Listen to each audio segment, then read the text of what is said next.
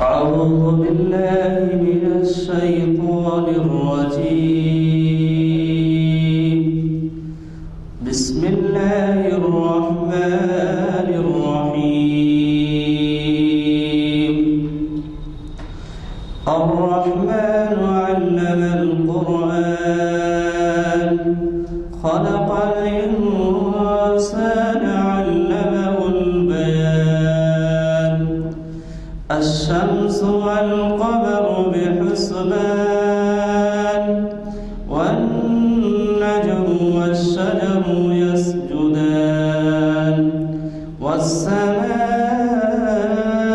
رفعها ووضع الميزان ألا تطغوا في الميزان وأقيموا الوزن بالقسط ولا تخسروا الميزان والأرض وضعها للأنام فيها فاكهة والنخل ذات الأكمام والحب ذو العصف والريحان فبأي آلاء ربكما تكذبان.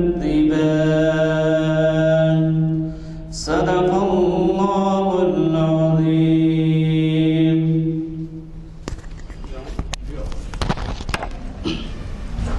سید معین الدین حسینی صاحب اسلامی کمیٹی مجلس اعضا نعت پیش ہم جب نعت ہیں نعت نہیں. السلام علیکم.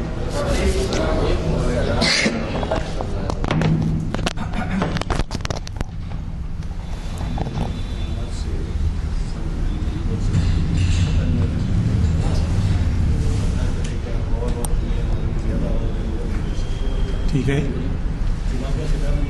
ان اللہ وملائکتہ یصلون علی النبی یا ایھا الذین آمنوا صلوا علیہ وسلموا تسلیما. صلی اللہ سیدنا اللہم صلی اللہ. قیامت اٹھانے کا مقصد ہو کچھ بھی مگر دیکھنے کی قیامت رہے گی. قیامت اٹھانے کا مقصد ہو کچھ بھی مگر دیکھنے کی قیامت رہے گی. نمایاں نمایاں محمد رہیں گے اور محمد کے اطراف امت رہے گی. قیامت اٹھانے کا مقصد ہو کچھ بھی مگر دیکھنے کی قیامت رہے گی. نمایاں نمایاں محمد رہیں گے اور محمد کے اطراف امت رہے گی. کسی کے بھی وہم و گمان میں نہیں تھا اس انداز سے ختم ہوگی نبوت. کسی کے بھی وہم و گمان میں نہیں تھا اس انداز سے ختم ہوگی نبوت. بظاہر چراغ نبوت نہ ہوگا مگر روشنی تا قیامت رہے گی. بظاہر چراغ نبوت نہ ہوگا مگر روشنی تا قیامت رہے گی. مقامات محمد کا اگر اظہار ہو جائے, مقامات محمد کا اگر اظہار ہو جائے, خرد کی آنکھ لگ جائے, جنوں بیدار ہو جائے. مقامات محمد کا اگر اظہار ہو جائے, خرد کی آنکھ لگ جائے, جنوں بیدار ہو جائے. دو عالم کی نظر اس کی نظر سے جھک کے ملتی ہے. دو عالم کی نظر اس کی نظر سے جھک کے ملتی ہے. میرے آقا کے خدموں کا جسے دیدار ہو جائے, میرے آقا کے خدموں کا جسے دیدار ہو جائے. اتر کر طور سے, یہ شاعرانہ تعالی ہے صاحب, کہ اتر کر طور سے موسیٰ ذرا آؤ مدینے میں. اتر کر طور سے موسیٰ ذرا آؤ مدینے میں. یہاں ممکن ہے دونوں کا تمہیں دیدار ہو جائے. یہاں ممکن ہے دونوں کا تمہیں دیدار ہو جائے. اگر ہموار ہو جائے تیری نسبت محمد سے. قل ان کنتم تحبون اللہ فاتبعونی یحببکم اللہ. اگر ہموار ہو جائے تیری نسبت محمد سے, خدا تک جانے والا راستہ گلزار ہو جائے. محمد بائے بسم اللہ کی تفسیر ہیں گویا، محمد بائے بسم اللہ کی تفسیر ہے گویا، یہی نقطہ اگر پہلے خط پرکار ہو جائے۔ بھلا جبرائیل نے پہلے کہاں دیکھا تھا یہ منظر، بھلا جبرائیل نے پہلے کہاں دیکھا تھا یہ منظر کہ رہبر راہ میں رہ جائے راہی پار ہو جائے۔ بھلا جبرائیل نے پہلے کہاں دیکھا تھا یہ منظر، بھلا جبرائیل نے پہلے کہاں دیکھا تھا یہ منظر کہ رہبر راہ میں رہ جائے راہی پار ہو جائے۔ مقامات محمد کا اگر اظہار ہو جائے، خرد کی آنکھ لگ جائے، جنوں بیدار ہو جائے۔ ایسا پرمغز ہوتا ہے کہ طبیعت چاہتی ہے کہ ان کو سنتے ہی چلے جائیں، لیکن اوقات کی مجبوری ہوتی ہے، تو میں مختصراً عرض کر دیتا ہوں کہ آج کا جو عنوان ہے بہت ہی اہم عنوان ہے، کیونکہ لفظ مومن کے معنی ہمارے بہت سے لوگ یا تو سمجھتے نہیں، یا پھر مومن کے کیا فرائض ہیں، ذمہ داریاں ہیں، اس کو جانتے بھی نہیں، عمل کرنا تو دور کی بات ہے۔ مولانا نے آج بڑا کرم کیا کہ ایک ایسا عنوان منتخب کیا ہے جس میں ظاہر ہے کہ ہمارے لیے بہت سے سبق ہیں۔ میں زیادہ کچھ نہیں کہوں گا، یہ محفل جو آج کانفرنس ہال جامع مسجد عالیہ گن فاؤنڈری میں منعقد ہو رہی ہے، اور وہ ہے پیر کے دن 7 جنوری 2019 مطابق 30 ربیع الثانی 1440 ہجری بعد نماز عصر، کانفرنس ہال جامع مسجد عالیہ، اور یہ محفل کا نمبر ہے 747۔ اس کا خاص طور پہ اس وجہ سے ذکر کروں گا کہ ہر سال 45 نشستیں ہوتی ہیں، 52 ہفتوں میں رمضان کے 4 ہفتے چلے جاتے ہیں، 4-5، اور کبھی کرفیو، کبھی بارش، کبھی تہوار سے ٹکرا جاتا ہے تو نہیں ہوتا، ورنہ 450 10 سال میں ہوتے ہیں۔ اب آپ اسی سے اندازہ لگا لیے، 450 کی جگہ 747، یعنی 900 ہوں گے تو 20 سال ہو جائیں گے۔ تو مولانا بڑی پابندی سے ان کا خطاب کئی جگہ سنا جاتا ہے تو مجبور ہیں، یہ ایک وقت ورنہ ہمارے پاس بعض بیان بھی فرماتے تھے، خطبے بھی دیتے تھے، لیکن اب جو ہے صرف ایک محفل میں، یعنی پہلے ہفتے میں آتے ہیں، تشریف لاتے ہیں پیر کے دن، پہلے پیر کو، تو آپ سے گزارش ہے کہ اس کا خیال رکھیں اور ان کے عالمانہ خطاب سے استفادہ کریں۔ میں اس سے زیادہ کچھ عرض نہیں کروں گا، صرف اتنا کہتے ہوئے میں رخصت ہوتا ہوں آپ سے کہ چہارشنبے کے دن اقبال کی نظم حقیقت حسن کا تجزیہ، یہ ڈاکٹر لقاء الحق بڑے ہی ماہر ہیں اقبالیات کے، وہ محفل اقبال شناسی کی 968ویں نشست مخاطب کریں گے، تو آپ سے گزارش ہے کہ چہارشنبے کے دن اسی مقام پر اسی وقت پر تشریف لائیں۔ میں اس سے زیادہ کچھ عرض کرنا نہیں چاہتا، ایک بات واضح کر دوں کہ یہ سلسلہ جو چل پڑا ہے، مولانا کا خطاب پہلی محفل اس عنوان کی جو شریعت انفارمیشن سروس کے نام سے ہوتی ہے، آپ کی پہلی محفل جو ہے محراب میں ہوئی تھی، اس کے بعد ہماری لائبریری روم میں، اب اس کے بعد لوگوں کی زیادتی ہونے کی وجہ سے کانفرنس ہال میں ہوئی، اور اس کی برکت یہ ہے کہ اس پہلی محفل کو آج ہوئے کتنے سال ہو گئے، اور اس کے بعد بھی جو ہے ہمارے سے مولانا جڑے ہوئے ہیں، یہ کرم میں سمجھتا ہوں کہ مہربانی ہے، کیونکہ ان کا ڈیمانڈ بہت سی جگہ سے ہے، وہ منہ پہ ان کے سامنے تعریف مناسب نہیں ہے، لہذا میں آپ سے گزارش کرتا ہوں کہ آپ استفادہ فرمائیں اور پوری رہنمائی ان سے حاصل کریں۔ اللہ وبرکاتہ۔ اعوذ باللہ السمیع العلیم من الشیطان الرجیم، بسم اللہ الرحمن الرحیم، الحمد للہ رب العالمین، الرحمن الرحیم، مالک یوم الدین، والصلاة والسلام علی سیدنا محمد وآلہ وصحبہ اجمعین ومن تبعهم بإحسان إلى يوم الدين، اما بعد،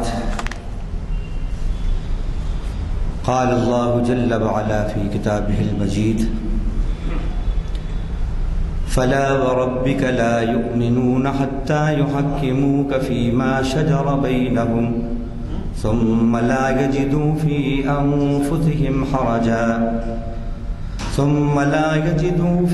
أنفسهم حرجا مما قضيت ويسلموا تسليما. وقال تعالى في مكان آخر وأطيعوا الله ورسوله إن كنتم مؤمنين. وقال النبي صلى الله عليه وسلم لا يؤمن أحدكم حتى يكون هواه تبعا لما جئت به. ہر قسم کی تعریف کے لائق اللہ ہی کی ذات ہے جو تمام جہانوں کی پالنہار ہے، جو ماں باپ سے بڑھ کر مہربان ہے، رحم فرمانے والی ہے، جو بدلے کے دن کی مالک ہے. ایسی ذات اقدس کے اس کی شایع نشان درود اور سلام ہو اس کے آخری نبی اور رسول صاحب اسراء و معراج حضرت محمد مصطفیٰ صلی اللہ علیہ وسلم، آپ پر، آپ کی ازواج پر، آپ کی اولاد پر، آپ کے اصحاب پر، آپ کی صحابیات پر، آپ کے ان تمام امتیوں پر جو آپ کے بتائے ہوئے راستے پر چل رہے ہیں اور چلتے رہیں گے. حمد و صلات کے بعد آج آپ کے سامنے بعنوان تصویر مومن رب کے سکھائے ہوئے بتائے ہوئے کچھ سبق کو، آموختے کو دہرانا ہے. اللہ تعالیٰ کہنے والے کو بھی اس پر عمل کی توفیق دے اور سننے والے بھائیوں کو بھی. مسلمان جس اسلام کا حامل ہوتا ہے اور ہونا چاہیے، وہ اسلام سب سے بہترین مذہب ہے. قرآن سب سے بہترین اکیڈمیکلی ثابت ہو چکا ہے کتاب ہے. رسول سب سے بہترین رسول ہے. اسلام کی شریعت سب سے بہترین شریعت، اسلام کا قانون سب سے بہترین قانون. لیکن کیا وجہ ہے کہ اسلام کا جو فالوور ہے مسلمان وہ بہترین نہیں ہے؟ اس سوال کا جواب تصویر مومن کے عنوان میں قرآن اور حدیث کی روشنی میں اللہ کی توفیق سے ہم سب کو لینا ہے. جہاں تک اس سوال کے جواب میں غور و فکر کیا تو یہ بات سامنے آئی سالوں کے مطالعے کے بعد کہ ہمارے اسلاف قرآن کے صرف ریڈرز ہی نہیں تھے بلکہ فالوورز تھے، اور ہم قرآن کے صرف ریڈرز بن کر رہ گئے ہیں، فالوور نہیں. اور جو قرآن کا فالوور ہوتا ہے وہی زمانے کا لیڈر اللہ کی طرف سے بنایا جاتا ہے، اور جو صرف قرآن کا ریڈر ہوتا ہے وہ زمانے کا فالوور ہوتا ہے، اور جو قرآن کا فالوور ہوتا ہے زمانہ اس کا فالوور ہوتا ہے. ہمارے اسلاف کو اللہ نے جو بلندیاں عطا فرمائی تھی، باوجود اس کے کہ اسباب اور وسائل دنیا کے کم تھے ان کے پاس، لیکن اس کے باوجود دارا و سکندر کے تاج و تخت ان کے قدموں میں ڈال دیے تھے اللہ نے. اس کا سبب صرف اور صرف یہی تھا کہ وہ قرآن کے لیڈر سے بڑھ کر فالوور تھے، تو اللہ نے زمانے کا لیڈر ان کو بنا دیا تھا. اللہ کرے کہ ہم بھی اسلاف کے اسی طریقے پر چلیں. اقبال کی ایک دعا یاد آ رہی ہے، اسی سے اپنی بات کا آغاز کریں گے۔ عطا اسلاف کا جذبے دروں کر، عطا اسلاف کا جذبے دروں کر، شریک زمرے لا یحزنوں کر، کہ جو ہمارے اسلاف کا اندرونی جو جذبہ تھا تیرے دین کے لیے مر مٹنے کا اور تیرے دین کو پھیلانے کا، اشاعت حق کا، وہی جذبہ اے اللہ ہمیں بھی عطا کر، اور یہ جذبہ عطا کر کے ہم کو اپنی اس مبارک ولیوں کی جماعت میں شامل کر دے جن کے بارے میں تو نے فرمایا الا ان اولیاء اللہ لا خوف علیہم ولا هم یحزنون، کہ سن لو اللہ کے جو ولی ہیں ان کو نہ کوئی خوف ہے نہ وہ غم زدہ ہوں گے۔ تو اللہ ہمیں پریکٹیکل مسلم بنا دے اور قرآن کا ریڈر سے بڑھ کر اللہ ہمیں فالوور بنا دے۔ تصویر مومن جو قرآن اور حدیث ہمیں دکھاتے ہیں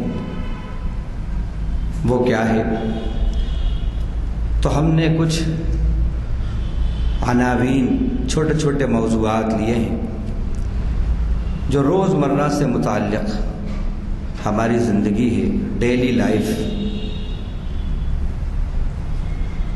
اس میں کہاں کہاں ہم سے کوتاہیاں ہو رہی ہیں، اور ایک بندہ مومن کی تصویر کیسی ہونا چاہیے اور ہم کیا پیش کر رہے ہیں، یہ باتیں ہم نے پیش کی ہیں۔ تو جو عناوین ہم نے لیے ہیں: عقیدہ، عمل، معاملات، معاشرت، عبادت، تجارت، قیادت، حقوق اللہ، حقوق العباد، خوشی اور غم، دعوت، اصلاح،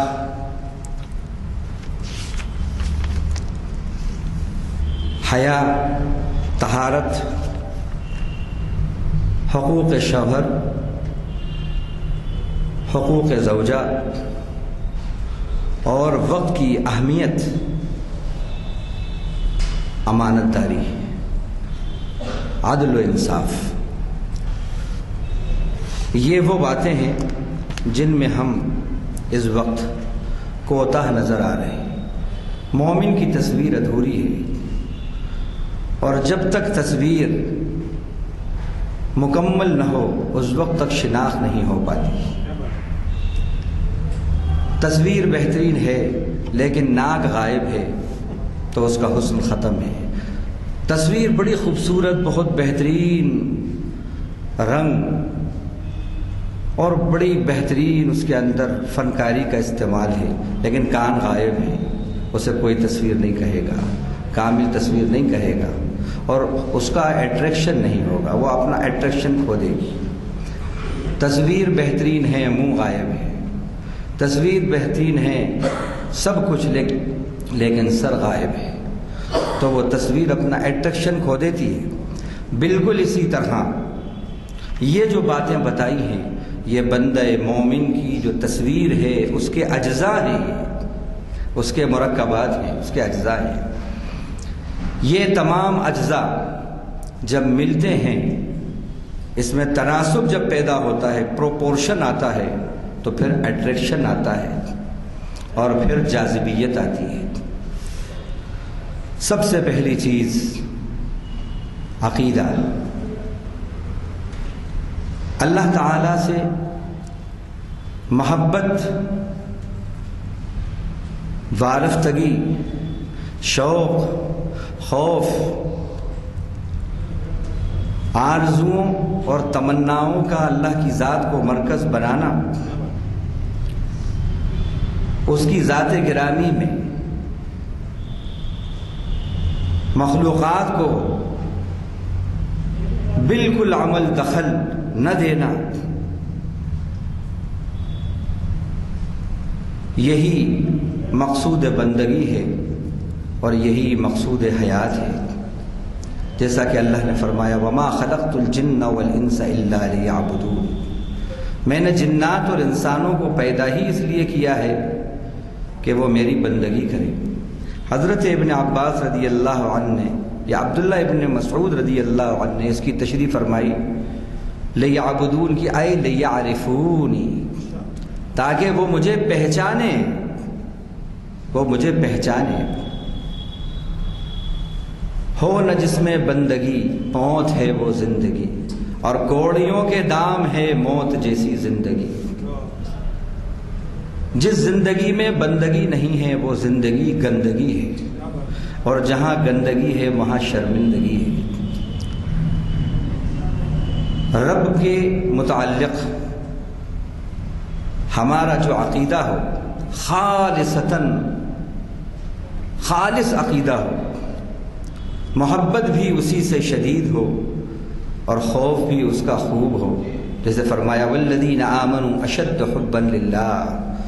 مومن کی اللہ نے جو صفت بتائی اس میں ایک صفت یہ بتائی کہ مومن تو وہ ہیں جو سب سے زیادہ اللہ سے محبت کرتے ہیں۔ اسی طرح ادھر تو محبت کی بات کہی اور ادھر مومن اللہ کے سوا کسی سے نہیں ڈرتا۔ الذین یبلغون رسالات اللہ ویخشونہ ولا یخشون احدا الا اللہ۔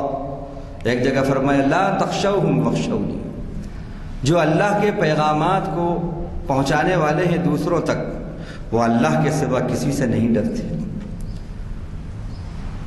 یا ایھا الذین آمنوا اتقوا اللہ حق تقاتہ، اے ایمان والوں اللہ سے ایسے ڈرو جیسے ڈرنے کا حق ہے۔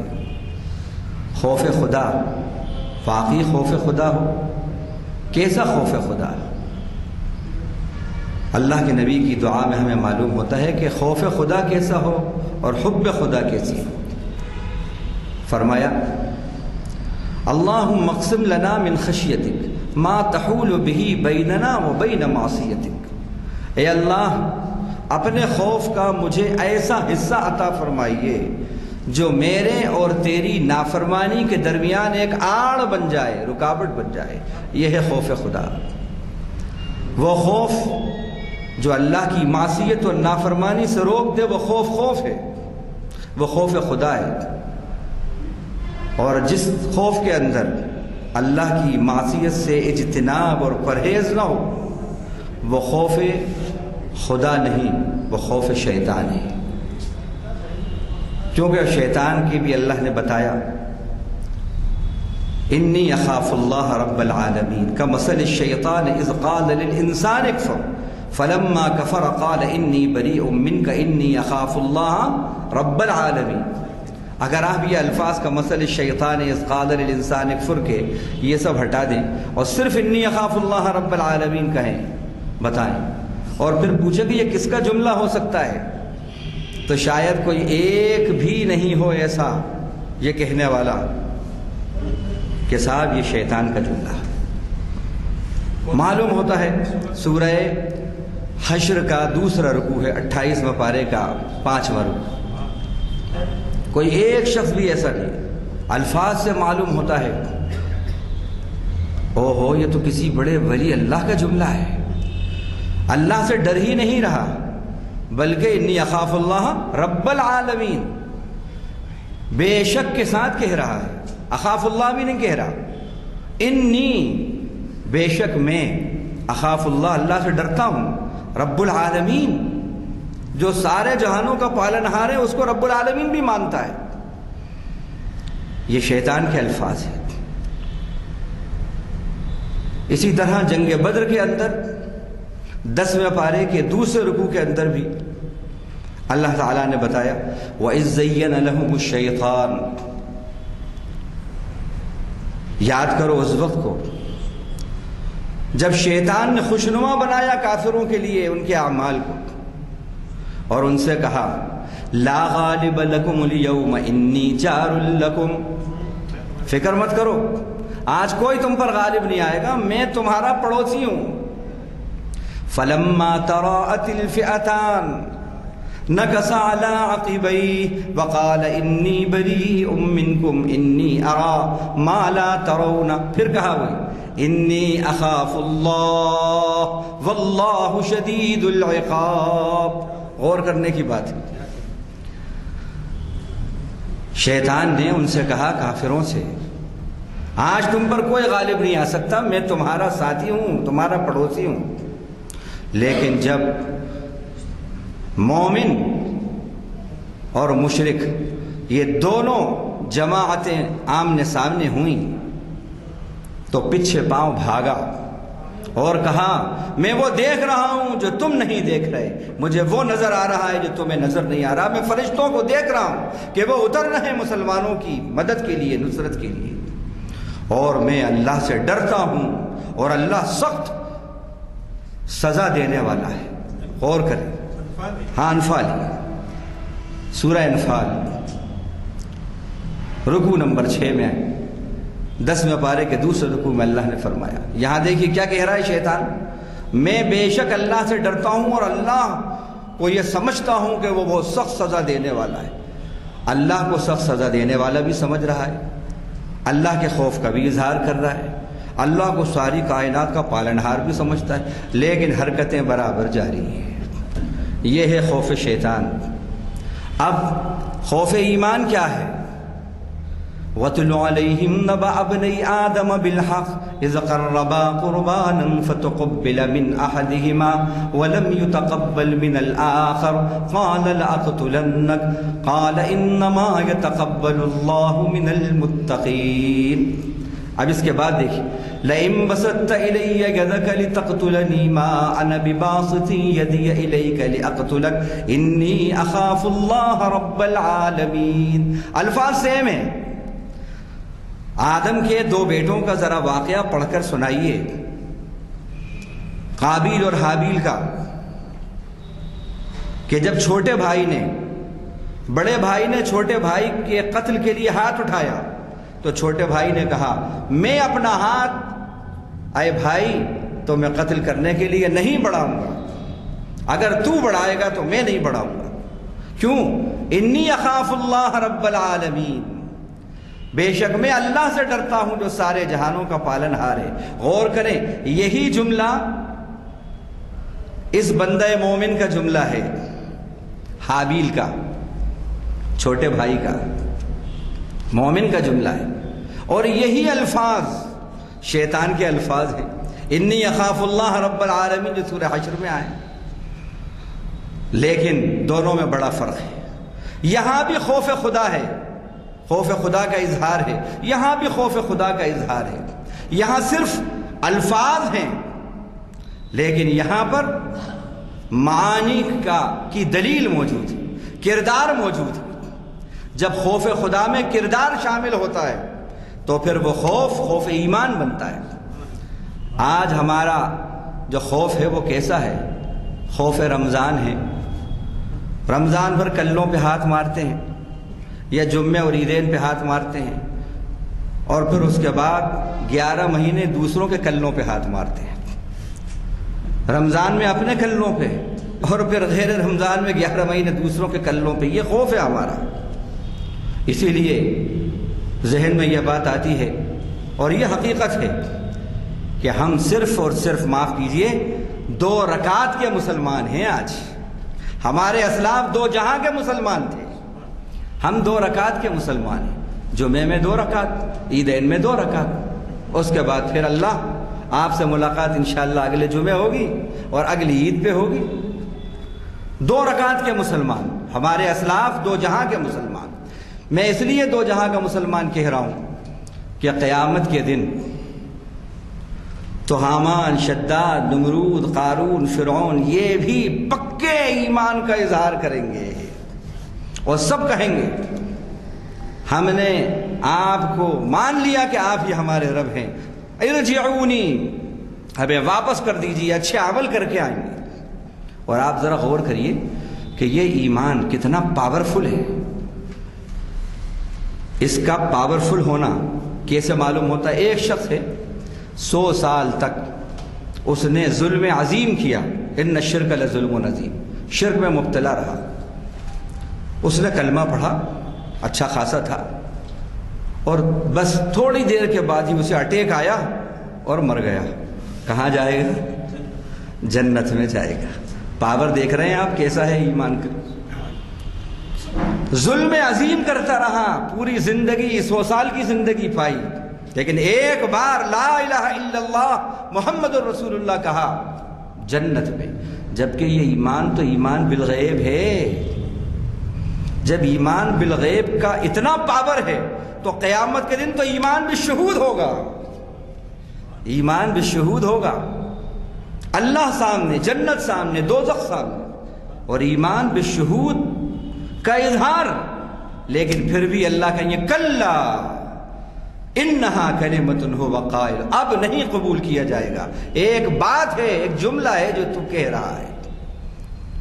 تو معلوم یہ ہوا کہ من کان فی ہذہ اعمی فہو فی الآخرۃ اعمی، جو یہاں کا اندھا وہ وہاں کا اندھا، جو یہاں کا مسلمان وہ وہاں کا مسلمان۔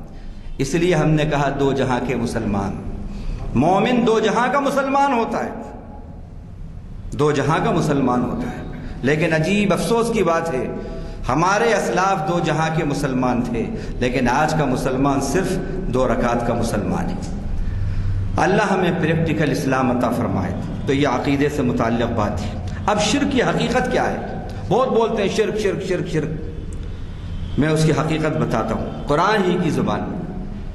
حضرت ابراہیم علیہ السلام کا قصہ اللہ تعالیٰ نے مختلف جگہوں میں بتایا ہے۔ سورہ شعراء رکوع نمبر 5 کے اندر بھی تفصیل سے سیدنا ابراہیم علیہ السلام کا قصہ آیا۔ اس کے بعد اللہ نے یہ بات کہی، جہنم کا منظر ہے، ابلیس اور اس کے لشکر کو جہنم میں اوندھا منہ پھینک دیا گیا ہے۔ وہاں ان کا مکالمہ کیا ہے؟ گمراہ لیڈرز اور گمراہ فالوورز، ان کا مکالمہ کیا ہے؟ اس سے ہمیں حقیقت شرک معلوم ہوتی ہے۔ فَكُبْكِبُوا فِيهَا هُمْ وَالْغَاوُونَ وَجُنُودُ إِبْلِيسَ أَجْمَعُونَ قَالُوا وَهُمْ فِيهَا يَخْتَصِمُونَ تَاللَّهِ إِن كُنَّا لَفِي ضَلَالٍ مُبِينٍ إِذْ نُسَوِّيكُمْ بِرَبِّ الْعَالَمِينَ۔ یہ ہے حقیقت شرک۔ ان کو اوندھے منہ پھینک دیا جائے گا، ابلیس کو اور اس کے لشکر کو جہنم کے اندر، اور آپس میں آپ وہ لڑیں گے۔ اس وقت وہ کہیں گے تاللہ ان کننا لفی ضلال مبین، خدا کی قسم ہم تو کھلی گمراہی میں تھے۔ کیوں تھے؟ اذ نسویکم برب العالمین، ہم نے تم کو، یہ فالوورز جو ہیں گمراہ، وہ گمراہ لیڈر سے کہیں گے اذ نسویکم برب العالمین، ہم نے تمہیں مساوی، ایکول، برابر قرار دے دیا تھا رب العالمین کے۔ یہ ہے حقیقت شرک، مخلوق کو خالق کی جگہ پہ بٹھا دینا، یہ ہے شرک کی حقیقت۔ جو ذات رب ذوالجلال کی ہے، اس کی ذات سے اور اس کی صفات سے متعلق جو اعمال ہیں اس کو منسوب کر دینا مخلوق سے، بس یہی شرک ہے، یہی شرک کی حقیقت ہے۔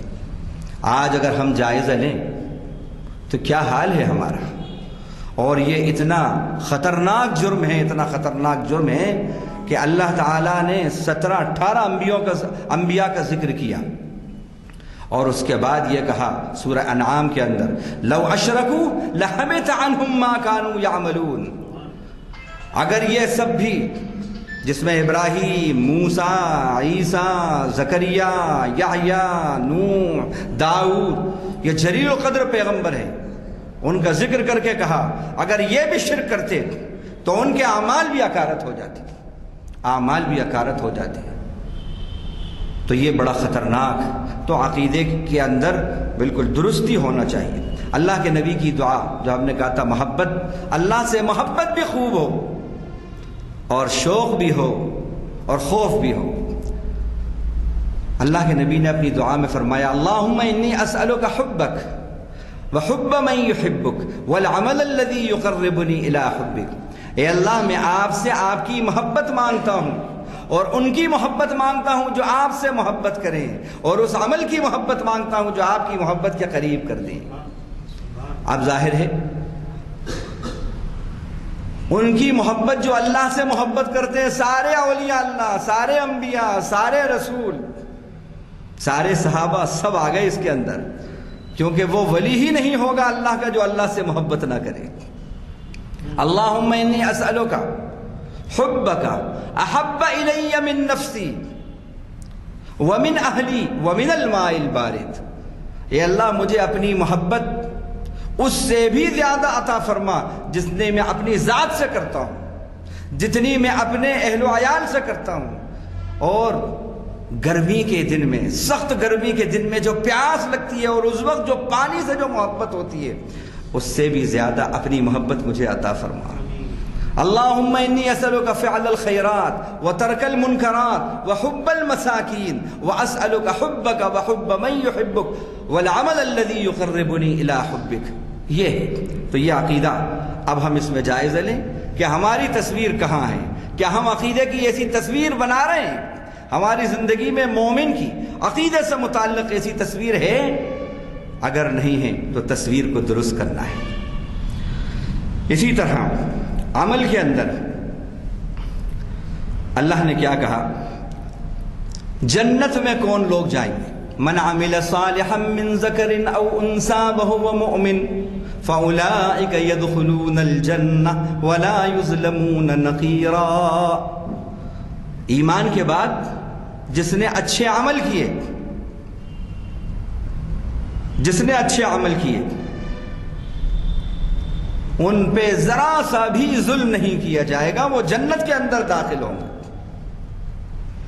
ایک جگہ فرمایا من عمل صالحا من ذکر او انثى وهو مؤمن فلنحيينه حیاتا طیبہ۔ جو ایمان لایا، جس نے اچھے عمل کیے اس حال میں کہ وہ مومن بھی ہو، ہم اس کو پاکیزہ زندگی عطا فرماتے ہیں۔ سورہ نحل کے اندر پاکیزہ زندگی عطا فرماتے ہیں۔ اب یہ بات بھی ذہن میں آ رہی ہے کہ بتا دوں یہ مومن اور مسلم یہ کیا ہے؟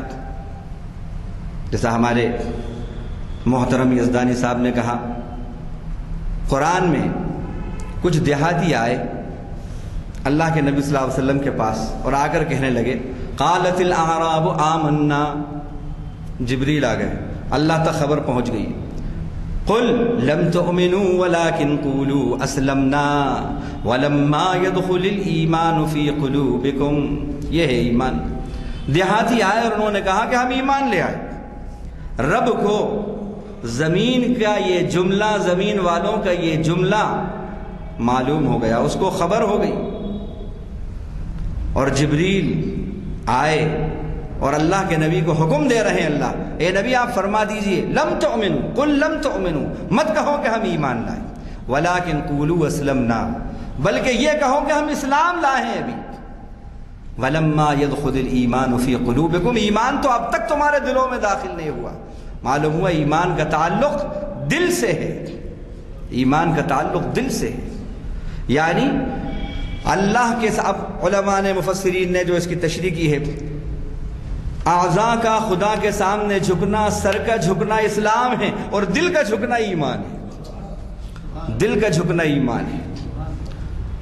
اور جہاں دل جھکتا ہے وہاں انقلاب آتا ہے، جہاں سر جھکتا ہے وہاں پر انقلاب ضروری نہیں ہے، لیکن اگر یہ دل کے ساتھ سر کے ساتھ دل بھی جھکا ہے تو بس وہ نماز، وہ تلاوت، وہ عبادت، وہ ذکر انقلابی ذکر، انقلابی عبادت، انقلابی نماز ہوتا ہے۔ اب اللہ تعالیٰ نے عمل صالح سے متعلق اب معاملات کی بات ہے، معاملات کے بارے میں فرمایا کیسے مومن کی کیا تصویر ہے کہ اس کے معاملات اپنے بھائیوں کے ساتھ، دیگر کے ساتھ کیسے ہونا چاہیے۔ المؤمنون والمؤمنات بعضهم اولیاء بعض، یہ ہے تصویر مومن کی کہ مومن مرد اور مومن عورتیں ایک دوسرے کا جز ہیں، پارٹ ہیں۔ کیا مطلب؟ مطلب یہ ہے کہ دکھ درد میں کام آنے والے ہیں ایک دوسرے کی۔ معاملات، یأمرون بالمعروف وینہون عن المنکر ویقیمون الصلاۃ، یہ معاملات سے متعلق بات تھی۔ اسی طرح اب معاشرت، وبالوالدین احسانا، والدین کے ساتھ مومن کی تصویر یہ ہے کہ سب سے پہلے کہا وَاعْبُدُوا اللَّهَ، اللہ کی بندگی کرو، پھر کہا وَلَا تُشْرِكُوا بِهِ شَيْئًا، بندگی اور عبادت کیسی کرو کہ وہ عبادت شرک سے پاک ہو، من کان یرجو لقاء ربہ فلیعمل عملا صالحا ولا یشرک بعبادت ربہ احدا. جو اللہ سے ملاقات کا تمنائی ہے اور جو امید کرتا ہے کہ وہ اللہ سے ملاقات کرے تو اسے چاہیے کہ وہ ایسی عبادت کرے کہ اس کی اللہ کی عبادت میں کسی کو شریک نہ کرے. یہ کہنے کے بعد فرمایا وبالوالدین احسانا، اپنے والدین کے ساتھ حسن سلوک کرو.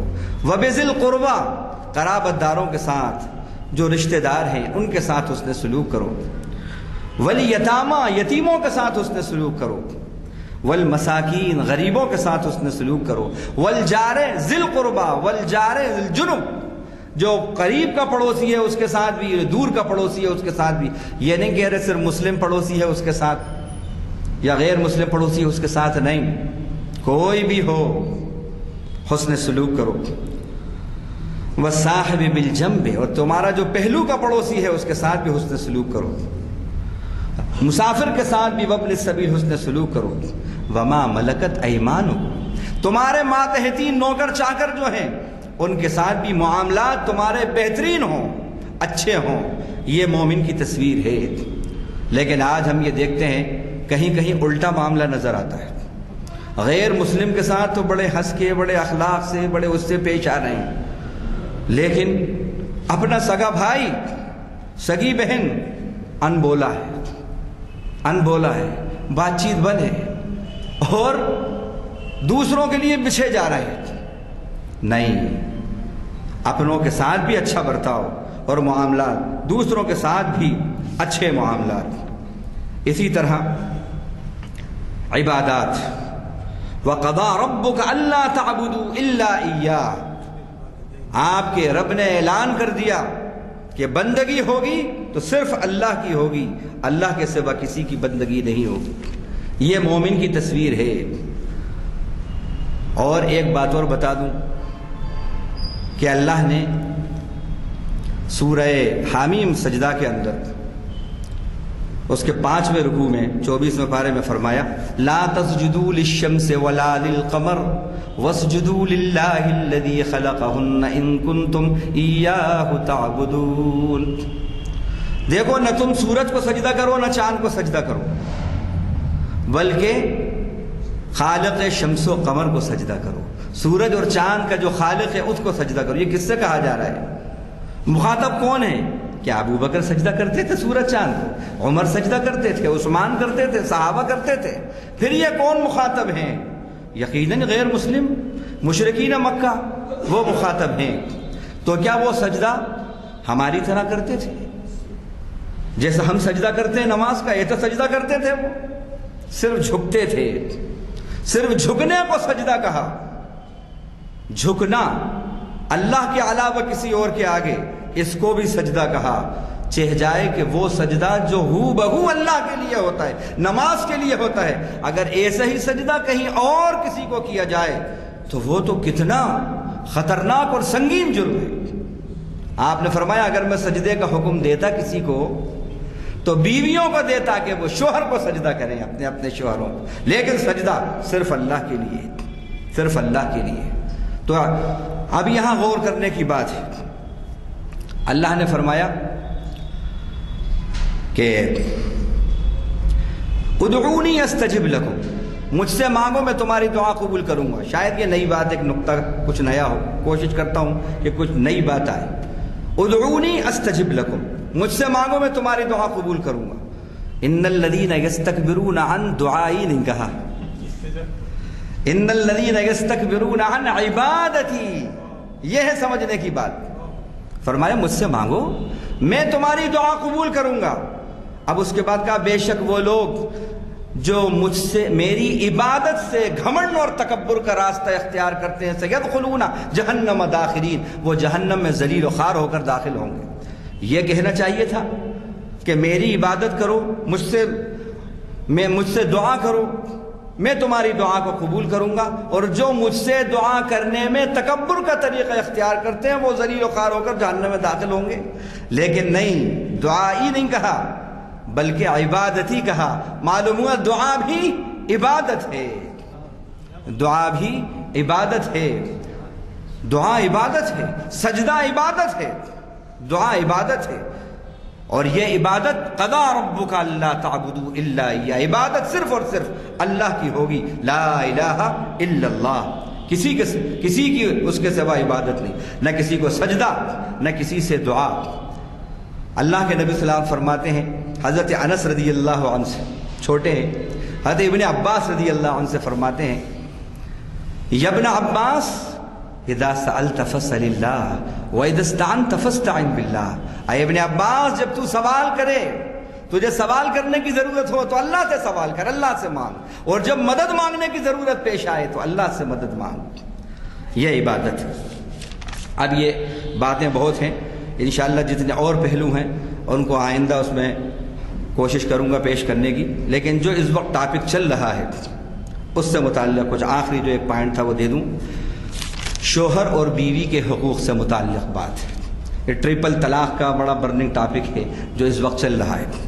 دیکھیے، اسلام نے جو ایک مومن کی تصویر پیش کی ہے، اگر یہ مومن نکاح اور طلاق میں اسی حکم کو اگر اپنائے تو یہ جو غیروں کو جرت ہو رہی ہے ہماری شریعت پہ حملہ کرنے کی، ان کی جرت اور مجال نہ ہو۔ اللہ تعالیٰ نے مرد سے کیا کہا؟ وَعَلَى الْمَوْلُودِ لَهُ رِزْقُهُنَّ وَكِسْوَتُهُنَّ بِالْمَعْرُوفِ، شوہر کے اوپر بیویوں کو رزق پہنچانا اور ان کا لباس بھلائی کے ساتھ، یہ اس کے ذمہ ہے۔ اسی طرح فرمایا وَعَاشِرُوهُنَّ بِالْمَعْرُوفِ، ان کے ساتھ بھلائی کے ساتھ معاشرت، رہن سہن اختیار کرو، یہ حکم ہے۔ بیویوں کے ساتھ رہن سہن بھلائی کے ساتھ اچھے طریقے پہ اختیار کرو۔ فَإِن كَرِهْتُمُوهُنَّ فَعَسَىٰ أَن تَكْرَهُوا شَيْئًا، اگر تمہیں وہ ناپسند ہو یا ان کی کوئی بات ناپسند ہو تو ہو سکتا ہے کہ تم صبر کرو تو اللہ ان میں کوئی ایسی بہترین خیر نکال دے جو تم تصور نہیں کر سکتے۔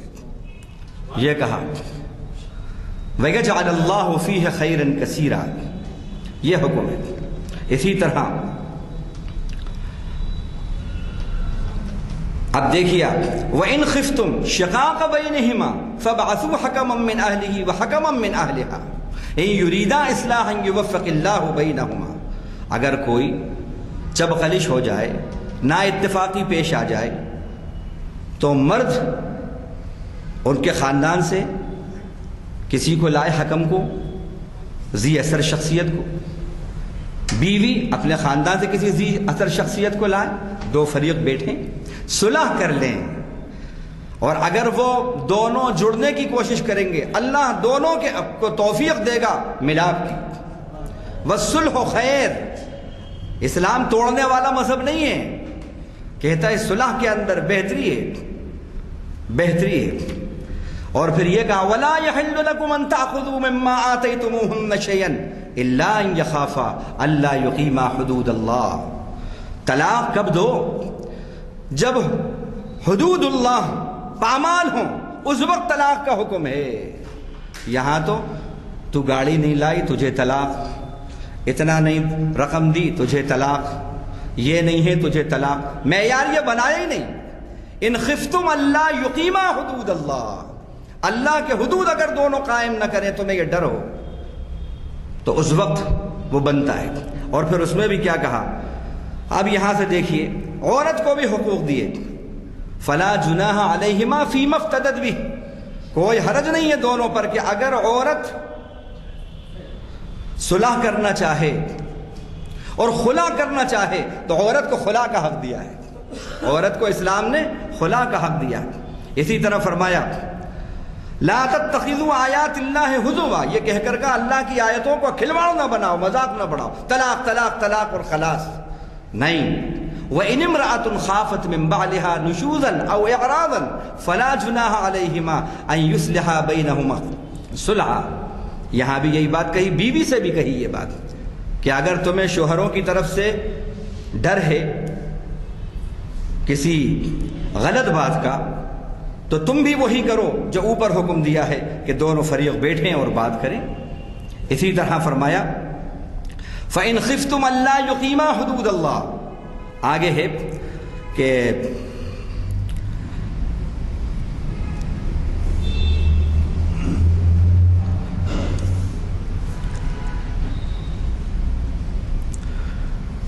اگر تمہیں اپنی بیویوں سے ڈر ہو اس بات کا کہ وہ تمہاری نافرمانی کریں گی، تو کیا کہا اللہ تعالیٰ نے؟ وہاں پر کہا فَعِزُوهُنَّ وَهْجُرُوهُنَّ فِي الْمَضَاجِعِ وَاضْرِبُوهُنَّ. طلاق سے پہلے یہ مرحلے ہیں، ایک دم طلاق نہیں ہے. اگر تمہیں ڈر ہو ان کی نافرمانی کا تو کیا کرنا؟ سب سے پہلے زبان سے کچھ نصیحت کرو انہیں. پھر یہ بھی نہیں ہو، اس پر بھی نہیں مانے، تو پھر بستر الگ کر لو، مت سو ان کے ساتھ. یہ بھی اگر تدبیر کارگر نہ ہو تو پھر فَضْرِبُوهُنَّ. لیکن حدیث میں آیا وہ بھی مار کیسی ہو؟ ایسی مار نہ ہو کہ بیچاری کے ہاتھ پیر توڑ دیے. نہیں، آپ نے فرمایا ضرب غیر مبرح، مار ایسی ہو کہ کوئی چوٹ نہ لگے، ایک آدھ ٹپو مار دیا بس. یہ ہیں وہ مراحل کہ جو طلاق سے پہلے یہ مرحلے، یہ ہے مومن کی تصویر. کہ اگر یہاں بھی، اور پھر آپ صلی اللہ علیہ وسلم نے فرمایا کہ ابغض الحلال عند اللہ الطلاق، حلال چیزوں میں سب سے اللہ کو ناپسند اگر کوئی ہے تو وہ طلاق ہے. اب آپ دیکھیے، لیکن بڑے افسوس کی بات ہے کہ پارلیمنٹ کے اندر رنجیتا رنجن قرآن کی آیات پیش کرتی ہے. ہمارے لیے افسوس کی بات ہے. سورہ بقرہ آیت نمبر یہ، سورہ نساء آیت نمبر یہ، اور اس نے کہا کہ میں نے طلاق اور نکاح سے متعلق معلومات کا حاصل کرنے کے لیے گہرا ادھین کیا ہے قرآن کا. اور یہ کہنے کے بعد اس نے کہا میری تو یہ ریکویسٹ ہے کہ اسلام کا جو قرآنی قانون ہے طلاق کا، اگر اسی کو نافذ کر دیا جائے تو جھگڑے ختم ہو جائیں. اللہ اکبر. غور کرنے کی بات ہے. جادو وہ جو سر چڑھ کے بولے لا یاتیہ الباطل من بین یدیہ ولا من خلفہ. یہ قرآن جو ہم نے اتارا ہے، اللہ الذی انزل الکتاب بالحق والمیزان، ہم نے یہ قرآن اتارا ہے حق کے ساتھ اور عدل کے ساتھ ہم نے اتارا ہے یہ قرآن. کسی افسوس کی بات ہے، وہ کہہ رہی ہے ہم سے. اور یہ بھی غور کرنے کی بات ہے کہ کوئی ایک شخص بھی، بڑے بڑے کٹر بیٹھے ہوئے تھے وہاں پر، بڑے بڑے کٹر، لیکن کسی ایک کی بھی مجال نہیں ہوئی جو کہتا نہیں یہ تو سوشل جسٹس کے خلاف ہے، جینڈر جسٹس کے خلاف ہے. بہت جینڈر جسٹس کی بات ہو رہی تھی، بہت سوشل جسٹس کی بات ہو رہی تھی. لیکن جب اس اللہ کی بندی نے، ہم دعا کرتے ہیں کہ اللہ اس کا سینے کو ہدایت کے لیے کھول دے اللہ، اور اللہ اس کو دین کا داعی بنا دے، دین کا مبلغ بنا دے. اپنے کلام کی اسی نسبت پہ اللہ اس کو نواز دے کہ اللہ نے اس کے ذریعے وہاں پر اللہ اپنے کلام کا تعارف کرایا. یہ اللہ کے نبی کی پیشن گوئی تھی. ان اللہ یؤید ھذا الدین بالرجل الفاجر. اللہ اس دین کی تائید کبھی بے دین آدمی سے بھی لے لے گا. لیکن اس بات پہ افسوس ہوتا ہے کہ رنجیدہ تو قرآن مجید کو پڑھتی ہے، لیکن ہماری بہن فہمیدہ قرآن کو نہیں پڑھتی. اس بات پہ افسوس ہے. اللہ ہم کو بھی قرآن کو سمجھ کر پڑھنے والا بنائے. اور یہ ہے مومن کی تصویر. اگر یہ تصویر ہم ابھی زمانے کے سامنے پیش کریں تو پھر وَرَأَيْتَ النَّاسَ يَدْخُلُونَ فِي دِينِ اللَّهِ افواجا ہو کر رہے گا انشاءاللہ. اللہ ہمیں پریکٹیکل اسلام پر چلنے کی توفیق عطا فرمائے. انشاءاللہ بقیہ جو باتیں اس کی رہ گئی ہیں، اللہ نے زندگی دی تو کسی دوسرے عنوان سے انشاءاللہ اس کی تکمیل ہوگی. وآخر دعوانا الحمدللہ.